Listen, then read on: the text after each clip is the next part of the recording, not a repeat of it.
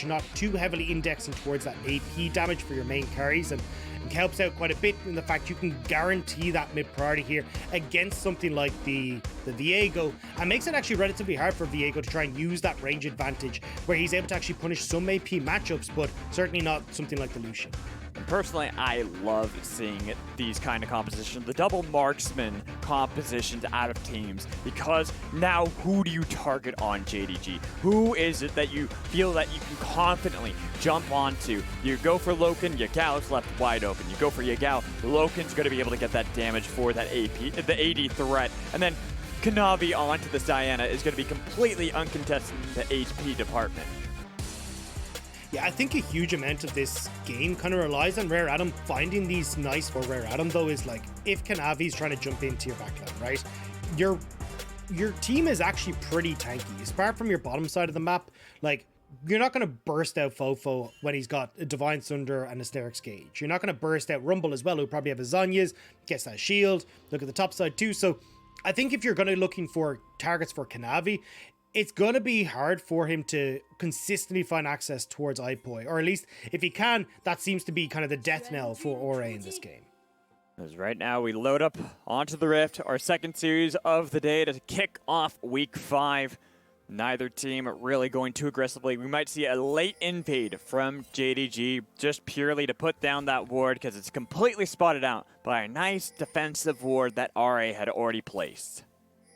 Yeah, and this is just for Kanavi's sake. Kanavi definitely not going to be stronger in the 1v1 against Leyan, so they're trying to say, hey, look, Leyan, where are you starting? What's the game plan here? Because if we end up both going for this topside scuttle, and especially with Cube having pressure in that top lane, Kanavi's just going to miss out. So Kanavi will have to start mixing up his pathing as he realizes, okay, Leyan started bot side, I need to actually get back on towards this bottom half of the map so I can pressure with Yagao and Loken to get my own scuttle.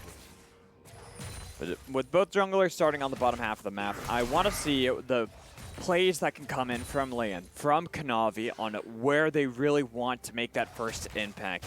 It's kind of that skill matchup that we've seen between Rumble, between Diana, on how they want to be able to play these early skirmishes. And since they will both end up on the same portion of the map, we can potentially see a little bit of a fight over the Scuttle Crab, and it'll be about top lane having the ability to bring back Cube, and then mid lane, Yagao being the first one to answer. Yeah, I think for Kanavi, he definitely wants to try and play this slow, right? If you look at both solo lanes, he kind of just loses the 2v2 there. Cube going to be able to set up way better for Leyan. Same when you look towards FoFo in that mid lane. So at the moment, I think Kanavi's just going to be trying to powerhouse his way towards level 6. Whereas for Leyan, you can have the Cube set you up with a stun. FoFo has his own CC as well, and potentially look for some sort of activity in towards these solo laners.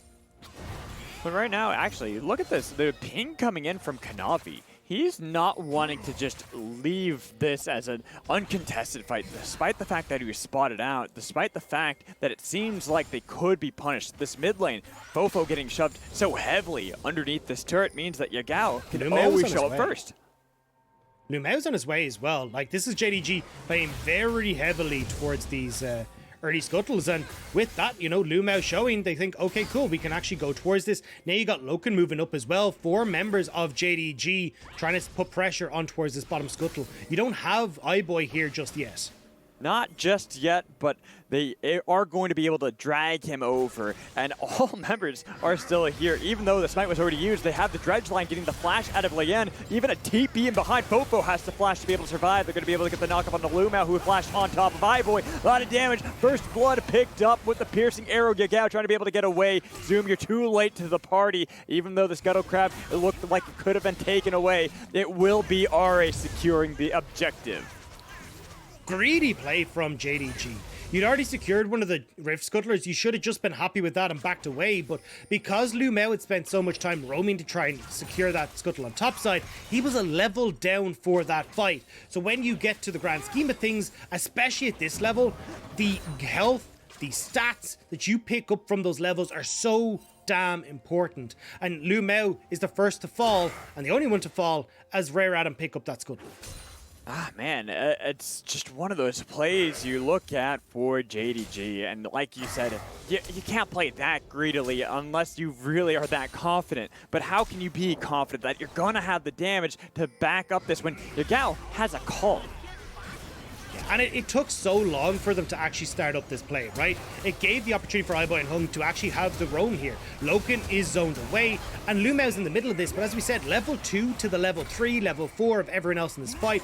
Zoom has the late TP in as well. Like, you burn everything on both sides, but it's Rare Adam who are just in a far better position to actually follow up on that play. Not just that there, Dagda. The fact that he TP'd to the minions in mid lane instead of to the pixel brush where they had a ward set up to be right with the team. It took him so long then to be able to join with the rest of them that it was an easy collapse from RA, and they got a kill onto iBoy all through it. And that's one of the big areas right here for Rare Adam. Because we already said, you know, top, mid, they're Rare Adam favored. Bot lane should be JDG favored. But because that kill goes over, you get that early tier coming through from iBoy. He's starting to ramp up. It's not going to be as easy to just punish this bottom side of the map now, especially with the control that Leyan should have. Scuttle Crab about to spawn on this bottom side as well. So we're going to see Leyan down here and putting pressure on towards Loken LvMao, who won't be able to pressure the favorable matchup that they have. No, even though they are trying to be able to push back, they're trying to be able to contain iBoy, he's got a level lead now over Loken. He's got a serrated Turk already over Loken, with the Tear of the Goddess over Loken. It is all looking so well for the side of Rare Adam on this bottom half of the map that now Kanavi wants to play down towards the bottom, where normally he tries to play towards the top half of the map.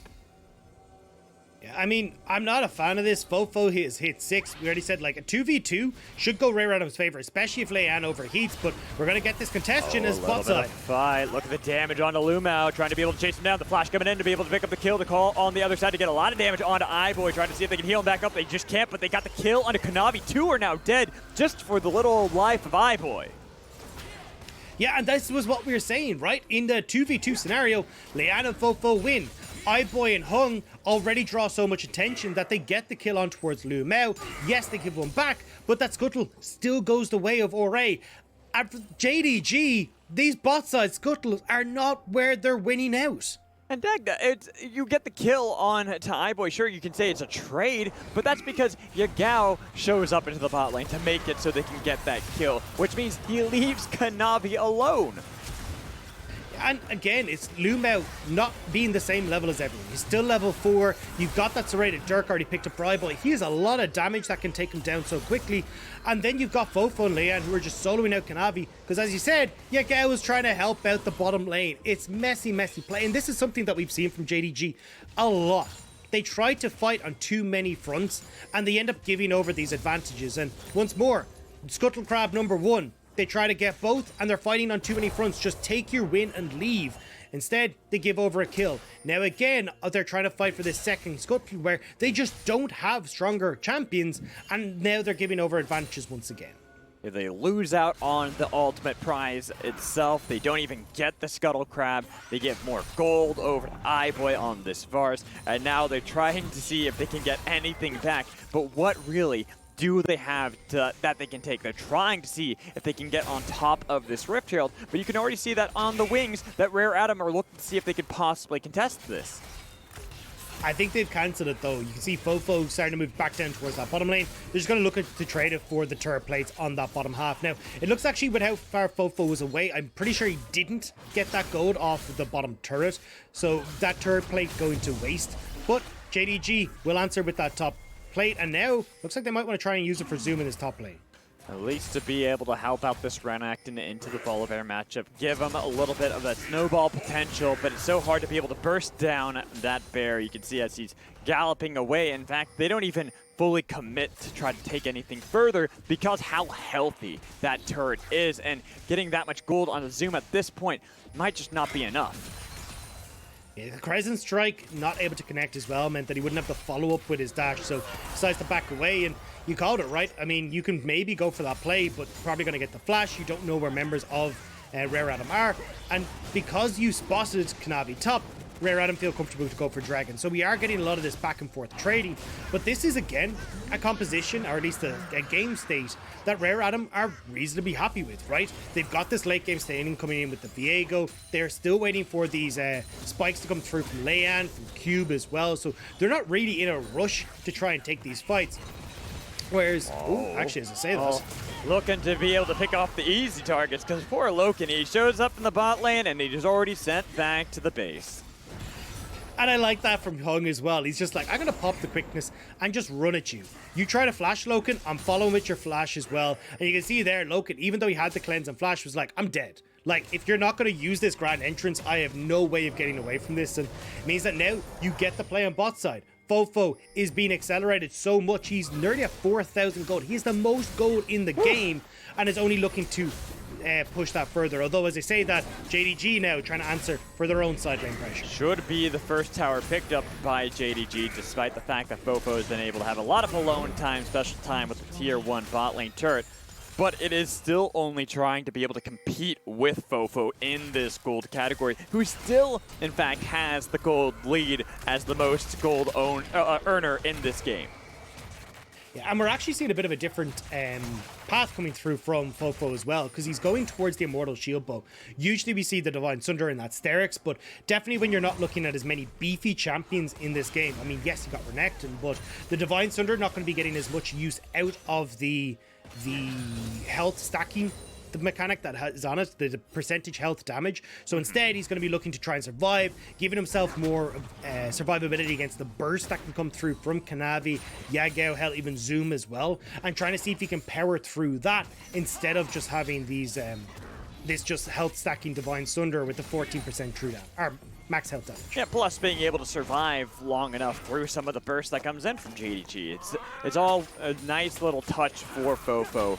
Like you said, not having to worry about the percentage health, can survive just a little bit more of the burst thrown back on him by Kanavi, by Yagao, means that he'll have longer fights that will work out better for him if he does end up going for that, which is still kind of up in the air. He's still working towards those items at the moment, but I kind of want to flip and talk about some of these other lanes right now. And I actually want to even talk about something that me and Crumbs like to talk about when we're on the LCS Academy. It's the pairing of Rumble with hard CCs, such as Hong on this Rakan. We already saw some of the elements of the quickness with Equalizer and how brutal that can be for JDG. Yeah, it just sets up for a very nice pairing, and I mean, there's so much CC across the board, iBoy. Nice flash by iBoy. The depth charge will be on top of him, but look at the damage onto LvMao. He's just burned alive, roasted. Zoom in the middle of so many members trying to be able to get away. They've got at least the Stormbringer, the damage. It does chip out at some of the members of JDG, but the only casualty seems to be LvMao. These team fights are going Rare Adam's favor every single time, and the main person that's falling is LvMao. 0-3 now on this Nautilus. These early roams have not gone his way, and he's being punished more and more as this game goes on. Now Rare Adam will return to split push duty. FoFo on this bottom side, only one turret plate remains, and FoFo has his eyes on it. And, oh, man, if we get to see a replay of that, just keep your eyes on iBoy and how well his reaction time is to this. It's clear that LvMao knew that he's the target, but boom, perfect. Yeah, just about flashes over the wall. And then, as you were talking about it, you know, Equalizer in towards that CC combo. Leyan definitely could have used that Equalizer at a bit of a better angle, but we do get to see how much damage can churn out from that. And again, oh no, Yagao. Yagao, he does have Gale Force, so that's a lot more burst than I think FoFo might be able to fight against. But look at LvMao. Look at everyone showing up, trying to see if they can help him. LvMao wants to be able to help the the mid lane ADC. He'll be enough to escort him away. The flash out from Yagao leaves himself a hell of a lot more vulnerable. And actually, we got to correct ourselves on FoFo's build. It looks like he's actually just picking up the Vamp Scepter for the early. Going to still go that Divine Sunder route, and then we'll probably use that Vamp Scepter in towards the Blade of the Rune King. But he will still have a hell of a lot of attack speed, a lot of damage, and the movement speed slow that comes from Blade of the Rune King is going to be really nice, especially for a lot of the range champions like Loken and Yagao. I feel like that even helps facilitate him in a side lane, because that's what FoFo, he's changed his identity. Instead of playing around Leyan and trying to see how those two work together, he is off in a different land, trying to see what kingdom, where the Ruined King can actually take control of. Still though, JDG 4 seconds on towards this dragon. They have full control here. It looks like Rare Adam, they're kind of okay to just gift this. They're like, we're under no pressure. If JDG are actually the ones that are sitting in this pit, it becomes a lot easier for iBoy to poke. We can get these big equalizers off. Leyan is still waiting on that ultimate cooldown. I think that Rare Adam, they just want to fight. That's really what it is, especially into this choke, and they got all that damage on top of Kanavi. LvMao, he might die once more once he's out of golden. They were able to turn it around onto 1, but it's just the support for support with FoFo all the way in the back line, picking up 2 kills and continuing to chase down JDG. He's forcing them to recall inside of their own base. And again, this is what we see from Rare Adam every single time. They're just like, cool, we play this slow, calculated first 10 minutes. We're just trying to beat you in lane, making sure we're in good shape. And when we crest that mark, that's where we become active. Now, FoFo already weakened up this bot lane turret. iBoy will be able to take that. FoFo is turning his attention towards that mid lane structure as Rift Count is being taken as well. Rare Adam, in one swoop, get the fight, they get gold, and they get everything else on the map. All at the cost of a simple dragon. This works perfectly. The choke for the equalizer, you couldn't ask for anything better. Yeah, it was waiting picture perfect until Leyan actually had that up. It was still counting down as that dragon was being taken. So afterwards, that's where we get the big engage coming through from Ore. The second that equalizes up, slows them down. FoFo absolutely going nuts in the backline, flashes forward to finish off Yagao on the Lucian. And you can see he's feeling it. He wanted more. He was not going to stop just with those 2 kills. Not at all. He is ready to rumble here. He wants to make sure that they can take a quicker game than we're used to from RA, a team that normally likes to play for the mid and play for the late. Here, they have a fantastic lead, only 16.5 minutes in. Yeah, and this is just an absolute whitewash. And this is kind of the problems that we've seen with JDG, right? Is that, look, they're trying to bite off too much more than they can chew. We saw it countless times throughout this. It's given this nice lead towards Ore. And again, like, you've got 3 kills going towards FoFo, 3 kills for Leyan. They are going to be so damn strong in this game that if you even try to contest here someone like Kanavi, you're going to just feel the full brunt of the damage that can come through from these 2 champions. And for the side of JDG, they're keeping at least some of the gold relatively even, but their team is about flanking, about being able to pick apart RA, and I don't see a way they can do that, not at least easily, not at least unless RA themselves overcommit and get themselves caught out. And here's the thing, right? Ore are in the perfect position now to start pushing in, like using the fact FoFo's so far ahead to pressure these side lanes. He still has his TP, he's going to be totally fine there, and you will need to send 2 members to try and deal with them. Renekton is definitely not strong enough to just 1v1 FoFo right now. Yagao as well, it will be under constant threat with the dive, so you need to then invest time from LvMao, from everyone else, and if Rare Adam are grouped up as this 4-man strong unit on the rest of the map, well, that becomes incredibly difficult to try and break, especially because iBoy, when ahead like this, can start to siege up turrets, poke away at people. At least for JDG, you have Loken and Yagao who can try and help clear out these waves, but it's not going to be an easy feat with how far ahead Rare Adam are. And not at least when you have this push, though. The damage on iBoy, sniped by the side of JDG, got locked down by the deadly flourish. This should allow them to be able to at least open up something of RA. They had to be careful because the equalizer forced them off of the turret. That is a big pick for the side of JDG. You had to say it at the start of the day, Magical. You were like, hey, you know, iBoy, he hasn't been his inty. He just hasn't had it. Caster curse. I'm sorry, iBoy. I apologize. You doomed him straight off the bat. But again, nice job from Loken there to actually make the pick, right? I'm assuming it was a dancing grenade into that deadly flourish. It seemed like iBoy was pretty far back when that hit, but does cost them there, and it shuts down a bit of the pressure that Rare Adam had. Now, should be able to get this charge still off. JDG not going to be able to force that. Oh, they just get it. Holy moly, that 4th shot doing work. But there you go. That's so good. Now, Rare Adam, they lose that. You've just got the pick onto iBoy. You're slowing down the advantage that Ore were starting to accumulate in tempo. And you have to see here, I mean, maybe it's just the Gale Force forward, is it? No, just the combo between Culling and then just the deadly flourish. So iBoy shot straight off the back as he tries to flash away. Doesn't have any chance to escape. No. And now for JDG, right? You get these faster resets in. You're starting to look towards this next dragon. You're coming out back onto the map at a good time. But unfortunately for them, waves, not exactly in their favor, right? We talked about how you'd have to kind of babysit Yagao in a side lane as Kanavi because of how strong FoFo is. Well, look where Kanavi is. He's up there with Yagao because you've got, as you've got 10 seconds left until this dragon is up. JDG are just going to have to gift this across. They don't want to really put up the fight just yet. They're trying to see if they can continue to get more of this gold into their carries, make it so they're going to be a lot scarier in these upcoming fights. They realize that they have that ability to burst down someone like iBoy. We saw there the calling into Deadly Flourish, into Curtain Call. With no one nearby, iBoy, it's a nice bit of burst damage that they can easily unleash, but they have to be so careful when it comes to a lot of these plays. Otherwise, they themselves are also just as vulnerable to being picked apart.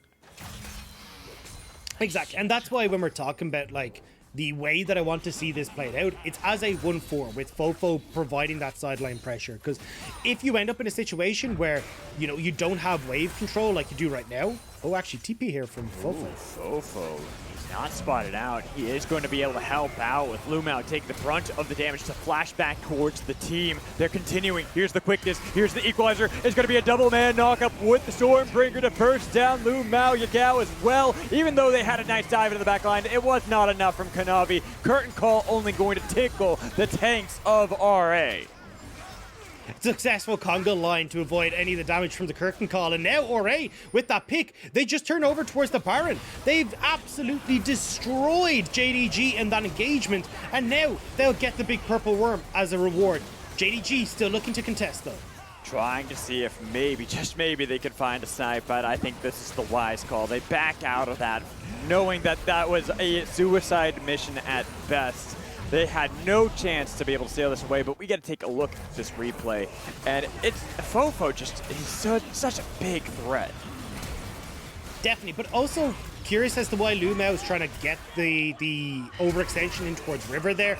Great response here from RA to realize, hey, look, LvMao is pushed too far forward. You get that big engagement from Hung, followed up by the Stormbringer. And from that point forward, it's lights out here. There's nothing you can do as JDG, and this is what I was talking about when I was mentioning, hey, look, you know, having that 1-4 there, it's kind of a twofold here for RA. One, it stops JDG from being able to make picks onto you because you've still got Cube who's there. FoFo wants to be coming in on these flanks, so certainly having the opportunity with that TP sets him up nicely. But as well, you can go for these plays, right? Hung and Cube can follow incredibly well. Bye. All right, go continue. I mean, I was just going to say, I mean, Hung can make these picks, Cube can follow up insanely well, and we kind of got to see it there. iBoy used Chains of Corruption instead. It's not going to be Cube we look at. And now again, JDG, every single time I cast these guys, are getting caught out, picked apart in weird places, and now they're going to feel the brunt of this Baron push coming through from Rare Addict. Should be relatively easy for them to start chipping down and taking down these structures. You can see FoFo, they've set up that 1-4 that you had asked for, keeping him in a side lane, while the rest of JDG are not able to do anything to stop the siege. You can see the damage that happens from such a long range from the likes of iBoy and LvMao. Lucian. Yeah. It's all good. We've all been there. But look, honestly, this is why Rare Adam have started to look way more consistent in my eyes, right? This hasn't been a, oh, well, you know, it's been a bit messy, it's been a bit all over the place, but Rare Adam somehow coming out on top. Yagao took one piercing arrow there, and now they're trying to still fight, but these piercing arrows, no, JDG, back off. I mean, where did they back off to? They're in their base, their backs are against the wall, and FoFo, he's pushing in on bot side. You've got Rare Adam who are shoving mid. Like, you've got nowhere to go as JDG. This is their home, and they're being kicked out. It looks like they're about to get evicted because the damage that is unleashed on top of inside of their base. Even Zoom is taking so much. Kanavi, that's a huge moonfall, but he still bursts down. The snipe comes in. They're going to be able to get 2 kills coming in from Yagao. He's trying to see if he can dive into the backline onto Leyan. They got the snipe coming in with the curtain call. Only FoFo now remains. Somehow, JDG find an ace inside the base. The hero play coming through from Kanavi to get that moonfall sets up for Yagao, who is pretty strong at this stage to try and carry out the rest of the fight. Rare Adam biting off a little bit more than they can chew there as they try to go and wipe JDG out. Hey, we take a look at this replay, and for the side of RA, just continue what's working, poke them out, but they try to force so heavily. And like you said, we have to keep our eyes on Kanavi. Yeah, you try and go with the equalizer to get on towards Loken, which doesn't really get there. And then Kanavi here, it's, you know, taking everyone with them as he goes down. So much damage coming out from that Moonfall. Cube taking insanely low. Leyan goes golden, but isn't actually getting damage off in this fight. And FoFo tries his damnedest here, but because he's stolen away the support, you don't actually deal a huge amount of damage in that area. You need to just kind of get that CC and then set up, but not able to do so. And now, Rare Adam is still cracked open the base, so they can still push on. It's not like it's massively changed the outcome of this game, but still a nice little, at least, time to turtle and save here as JDG. Exactly. They held on to the inhibitor itself. It was able to remain standing, which means that they don't have to worry about the supers pouring into their base, but they still have a long way to go before they can wrestle control away from RA. You can see they have no control of the river, no control of the dragon, no control of even the Baron, despite the fact that they might have gotten a Scuttle Crab, but it's gonna despawn before that Purple Worm makes his resurgence onto the Rift. Yeah, and that's the big one that we're looking out for next, right? And especially when you look towards Rare Adam, they have the opportunity to threaten the Baron at all points in time. FoFo can actually play on towards this bot side and continuously just put the pinch on towards JDG as to exactly how they want to play this out. Now, you can see, though, from JDG's side of things, like, you're not completely out just yet. If you can get these big ultimates, it's why Diana is such a popular champion. She can turn the tide of a game, especially when you've got, like, Yagao, as we said. He's got 3 items now, the Infinity Edge completed. He is insanely strong if he's able to have this sort of setup in a fight. So keep your eyes on that mid-jungle of JDG and Yagao, see if they can have the impact and change the tide of this game. Hey, even Loken is in a great spot right now with his 3 items. That they have the double threat to be able to try to see if they can start chipping at these members of RA with a safe distance that Loken's able to provide for himself, but it is going to be risky. It's going to be tricky for them to start setting up to start pushing back against RA. And the big thing as well is trying to avoid the counterpunch from RA, right? Equalizer in towards Hong as well is going to cause a ruckus, which we might just see. Yeah, we might see. Chain of Corruption is able to land. Kanavi has to go golden the moment he's spawned up and now trying to dash away. They don't even have Yagao here. Kanavi takes so much damage at the initial onslaught of that Equalizer. He has to completely fall back, meaning they relinquish any sort of fight they might have around Baron for now. I mean, Rare Adam invested quite a bit there, right? Equalizer and that Chains of Corruption, so they're kind of in the same boat where they don't really want to try and pressure on towards this Baron when, you know, hang on, JDG have everything up in just a few seconds. Culling, that depth charge going to come off as well. So now, because of that failed attempt, JDG get control of mid, they'll be able to get priority top and clear out some of that vision that Rare Adam did such a good job of getting. Good point, good point. And you can see that they were able to get, even if it's only a little bit of damage, onto the tier 1, pushing back the wards, trying to see if they can retain some sort of a fight around that Baron, around these objectives, so they're not just giving up completely and having to worry about getting shoved back into their base and forced to fight just to be able to survive. Yeah, the biggest problem for JDG is going to be that dragon in 2.5 minutes, though. That's going to be the, we have to do or die here, and honestly, it's going to be hard for them to just try and face up straight off, right? You do have 3 items for both of the carries, but if FoFo's threatening the back line, Leyan is able to get a good equalizer, it becomes really hard for Yagao to play these fights, and Loken to do more than just the curtain call. So you needed more to be coming through from Kanavi, but he's sitting at 0-5. He's only just completed Zanya's Hourglass. He's not really in a position to be the big card. Getting the flashes, and here's the quickness. Double knock of Kanavi, trying to see if he can at least delay the inevitable. He finally falls, but Loken is on the other side. Here's FoFo trying to dive on top of him with the Heartbreaker to take him out. And Yagao, he's diving back in. Again, trying to be able to get away. They're going to be able to get the kill, but FoFo returns the favor, looking for Zoom as well. iBoy as well. They have so much potential to be able to take down Zoom, take down JDG. And Rare Adam, they just completely destroy that fight. We just said, hey, look, you need to be able to keep Yagao safe. Kanavi's not in a position to make these fights work, and especially if he completely misses the Moonfall, well then Rare Adam are free to let FoFo loose.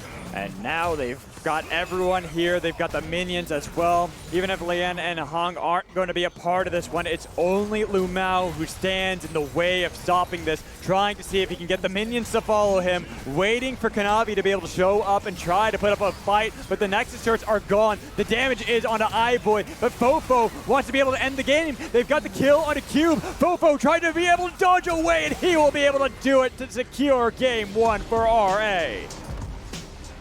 Too tanky is FoFo, and it means he's able to finish off the Nexus, and a statement game from Rare Atom as well. FoFo once again coming out as the mainstay carry for Rare Atom and takes down JDG. FoFo, he is just showing us why he has been one of the best mid laners in this summer split, making sure there's no way, no chance in hell that JDG can possibly come back into that game. He's like, nope, nope, we are ending now. This game is ours. Yeah, and it's unfortunate for JDG, right? Because we're seeing the same problems plague them every single time. And it's just one biting off more than they can chew. I've said that a couple of times this game, but it definitely feels like they get the victory, which is we get a Scuttle Crab for Kanavi. And then they're like, but what about 2? It's like, no, stop it. You have the 1. You don't need to have your cake and eat it. You just need to back off, make sure that you're able to allow Kanavi to scale into the game. But because so many of these early skirmishes went awry, Kanavi doesn't get a kill. He gets completely delayed on hitting those big item breakpoints. And then you look across the board and FoFo is now massively far ahead. Leyan is huge on this rumble. And the 2v2 that we highlighted who love to play towards these early skirmishes at Rift Heralds, at Dragons, I mean, even in bot lane, they're taking over this game. And there's nothing that JDG are able to do about it. Dagda, Kanavi was 0-4-0 at one point in that game. Yeah. He was so far behind. And even here, you could see the damage was pretty much, it was a win all across the board for RA. Yeah, the only person who actually was able to beat was Zoom, right? He's got a little bit more than Cube, but that doesn't matter. Right. Renekton isn't going to hard carry everyone else in the team, and I think that was the big one here, was just although we got a lot of damage coming through from the likes of Yagao and Loken, it didn't really matter because it was being chunked into Cube. It was not being able to take down FoFo. And those were the two, or at least FoFo and Leyan were the two big issues in this game. Hell, even iBoy being able to poke from the back line. So we can see that just RA, and why I'm feeling a little bit more confident about RA was they read this situation well. They're like, we have the stronger 2v2 in mid. We're able to play around this bot side a little bit better as well because we got this early kill thanks to JDG's messing about. And they just powered through that. We're like, cool, we can play this slow and steady style where we build this lead bit by bit. FoFo's now getting turret plates because he's off split pushing bot. Now he's become massive. Leyan is consistently playing as this unit alongside the Nautilus and the Varus, which means you can't really dive them, especially when we get Cube joining in on the volley. Like, they just understood very well how to counteract what JDG wanted to do. And the second JDG misstepped, whether it was Scuttle Crabs or while they're trying to get vision down in towards bot side river, they just TP in and they kill them. Right, and it only felt like at one moment in that entire game that JDG really had control, and that was the Scuttle Crab play that all fell apart. Yeah, and I think that's why they needed to just back it off. At that stage, you call it quits. You're like, cool, we got the advantage that we needed when we really shouldn't have.